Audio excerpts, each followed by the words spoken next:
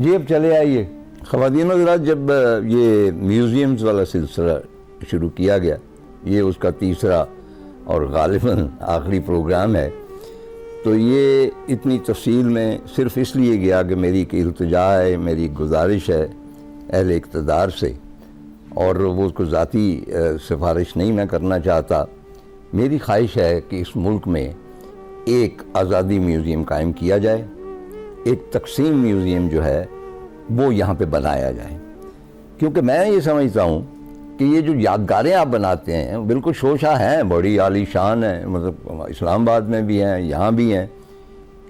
ان سے کچھ حاصل رسول نہیں ہے۔ مطلب اسلام آباد میں مجھے پتہ ہے جو یادگار ہے وہاں لوگ پکنک منانے جاتے ہیں، ایسے ایک نظر ڈال لیتے ہیں، لیکن ان کو آگہی نہیں ہوتی، اٹس جسٹ اے ویژول۔ اور یہاں بھی یادگار پاکستان ٹھیک ہے، میں یادگار پاکستان اس لیے کہہ گیا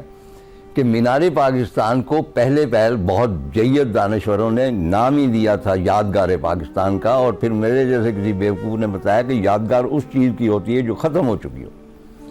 چنانچہ پھر اسے چینج کیا جائے۔ اس کے باوجود اب بھی اگر آپ لاہور اسٹیشن جائیں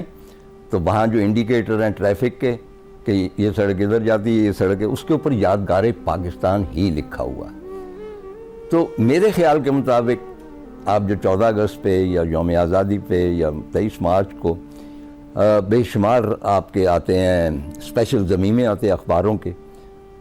ٹیلی ویژن اور ریڈیو پہ پروگرام ہوتے ہیں، سارا کچھ ہوتا ہے، ان کو کوئی نہیں پڑھتا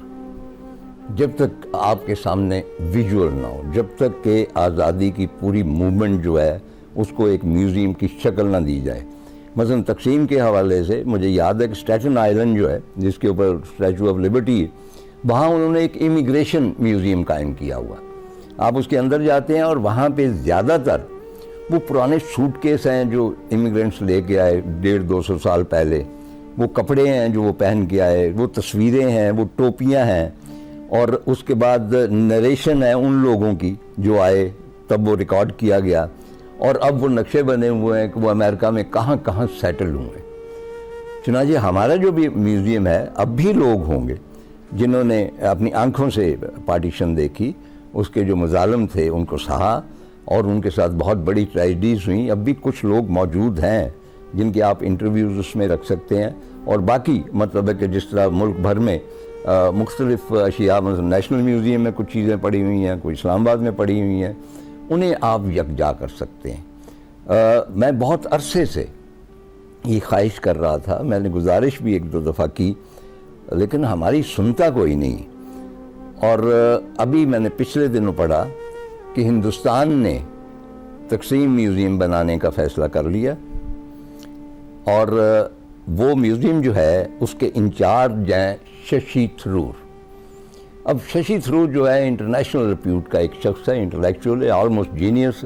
اور جس طرح وہ تقریر کرتا ہے کیمبرج یا آکسفورڈ میں، وہ بڑے بڑوں کو مطلب آگے لگا لیتا ہے، اور اس کے اوپر نہ کوئی اعتراض کر سکتا ہے کہ اس کے دلائل بڑے وزنی ہوتے ہیں اگرچہ ان کے تعصب ہو۔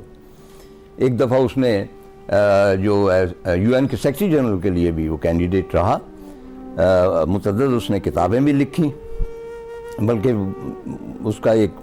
اس کی بیوی کا قتل ہو گیا، آپ آگاہ ہوں گے،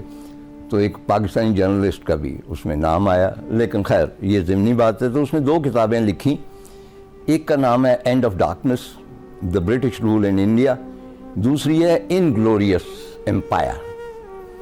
اب میں تفصیل سے تو نہیں پڑھ سکا، جستا جستا میں نے پڑھا ہے،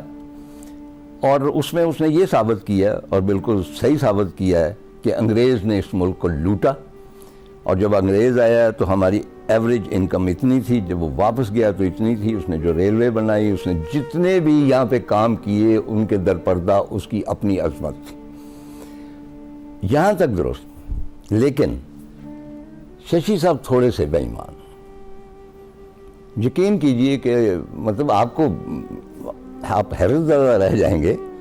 کہ جب آپ سب کانٹیننٹ کی بات کر رہے ہیں کہ انگریزوں نے یہ ستم یہاں پہ ڈھائے، تو اس کتاب میں کہیں بھی پاکستان کے حوالے سے کوئی بات نہیں،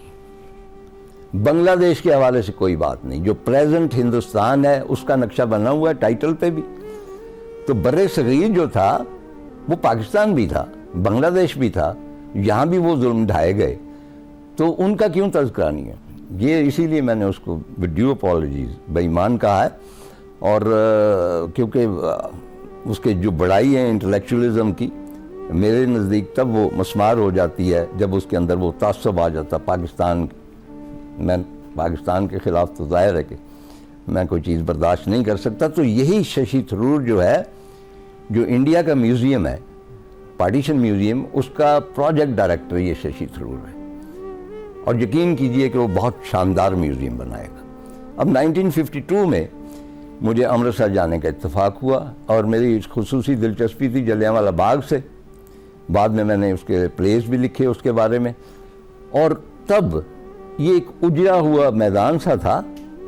اور وہاں پہ مطلب ہے کہ جانور گھوم رہے ہیں، گائے گھوم رہی ہیں، اور کوئی شے نہیں، ایک دیوار تھی اس کے اوپر کوئی گولیاں لگی ہوئی تھیں۔ اب 2-3 سال پہلے مجھے وہاں پہ جانے کا اتفاق ہوا، اس کو انہوں نے ایک نیشنل مونومنٹ بنا دی، اور وہ کنواں جو ہے اس کو بحال کیا گیا ہے، جہاں سینکڑوں لوگوں نے چھلانگیں لگا دیں، وہ دیواریں وغیرہ وغیرہ۔ لیکن اصل چیز یہ کہ اس کے ساتھ ایک میوزیم، اور اس میوزیم میں دکھایا گیا ہے کہ کون کون سے لوگ یہاں پہ ہلاک ہوئے، پرانے تراشے اخباروں کے، جو ہم بھی دکھا سکتے ہیں لیکن ہم نہیں دکھاتے، ہماری کیپیبلٹی شاید اتنی نہیں، ہماری پرائرٹی اتنی نہیں، ہم ہیوج پروجیکٹس تو بنا سکتے ہیں لیکن میوزیمز نہیں بنا سکتے۔ اور اس میں کسی پہلے پروگرام میں شاید تقسیم کے حوالے سے جو ہوا تھا کہ درمیان میں ایک گھڑا رکھا ہے، اس کے اوپر لکھا ہوا ہے ایشز آف ادھم سنگھ، اور میں نے عرض کیا تھا کہ ادھم سنگھ وہ شخص تھا جو جلیانوالہ باغ کا بدلہ لینے کے لیے، ڈائر کو مارنے کے لیے لنڈن گیا تھا، بھیس بدل کے وہاں پہ قیام کیا، بالکل مطلب داڑھی واڑی اس نے منڈوا دی، سوٹ ووٹ پہن لیا، دین فائنلی کیلڈ ہم۔ اور جب وہ عدالت میں پیش ہوا تھا تو اس کو نام پوچھا گیا تو اس نے کہا تھا کہ میرا نام ہے محمد رام سنگھ آزاد، کہ I represent the whole of India. اور جب اسے کہا گیا کہ تم کون سی کتاب پہ حلف اٹھاؤ گے، تو یہ بہت ہی عجیب و غریب اور حیرت ناک ہے سلسلہ کہ اس نے کہا کہ میں ہیر وارث شاہ کے اوپر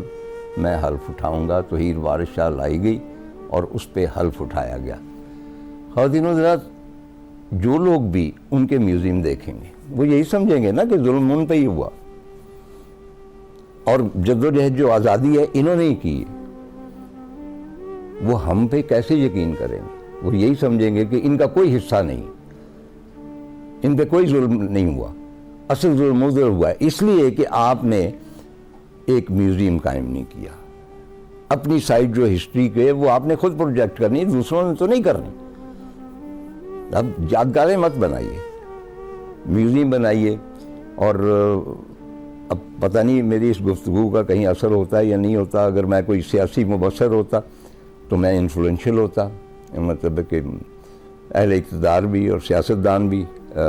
تھوڑا سا مجھ سے ڈرتے، لیکن مجھ سے کون ڈرتا ہے؟ ایک کارواں سرائے میں بیٹھا ہوا ایک بوڑھا داستان گو، میری کون سنتا؟